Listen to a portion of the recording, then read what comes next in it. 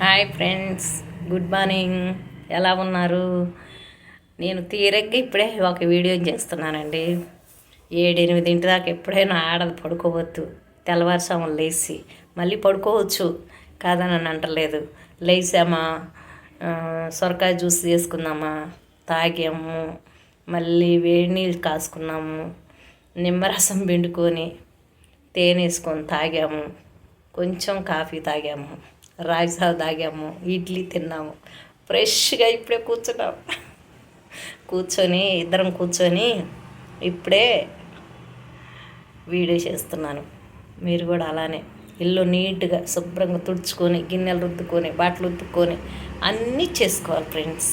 అప్పుడు అన్నం కూర పిల్లలకి ఏం కావాలి అని అడిగి మరీ చేసి పెట్టి భర్తతో ఆనందంగా ఉన్నా లేకపోయినా ఎవరికి తెలియొద్దు మన ఇంట్లో ఇది లేదు అది లేదు అని అనుకోవద్దు ఫ్రెండ్స్. ఎప్పుడైనా కానీ మన ఇంట్లో లేకపోయినా కానీ ఉన్నట్లే హుందాయత్తంగా ఒక స్థితిలో ఉన్నాము మేము అని అన్నట్టు అహంకారంతో ఉండాలి.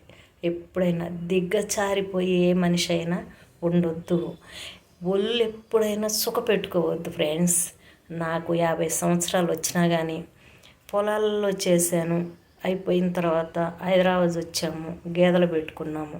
ఇప్పుడు నాకు ఇలా పాలు పిండటం ఈ చెయ్యంతా అరిగిపోయి చేతనవటం లేదు.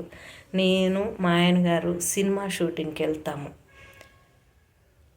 లేని రోజు ఇంటి దగ్గరే ఉంటాము హ్యాపీగా. పిల్లల్ని నాడైనా తిట్టటము, కొట్టటము, గొడవ పెట్టటము అలాంటివి ఎప్పుడూ చేయలేదండి. మేము మా పిల్లలను ప్రాణంగా సంతోషంగా సాదాము. మా పిల్లలు కూడా అలానే ఉంటారండి. మాతో కూడా ఫ్రెండ్లీగా గొడవ పెట్టుకోవటం, పిల్లలు మేము తిట్టుకోవటం, అలా ఉండాలి ఇలా ఉండాలి అని నవ్వుకోవటం, కాసేపు జోకులు చేసుకోవటం అలా ఉంటామండి. చూడండి ఎలా పడుకున్నారు. అన్నీ తినేసి టిఫిన్ ఇంకా అన్నీ తినేసి చేసి పెడితే ఇగో హ్యాపీగా పడుకున్నాడు. చూడండి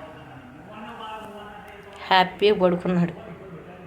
మగవాళ్ళు ఎప్పుడైనా అలానే ఉంటారు కదండి. మనమే చేసుకోవాలి. ఏదైనా కష్టం వచ్చినా నష్టం వచ్చినా కానీ ఏమనుకోవాలంటే మగవాళ్ళు టెన్షన్ పడుతున్నా కానీ వద్దండి. ఎందుకు? అన్నిటి దేవుడు ఉన్నాడు. టెన్షన్ పడకూడదు ఎప్పుడైనా కానీ.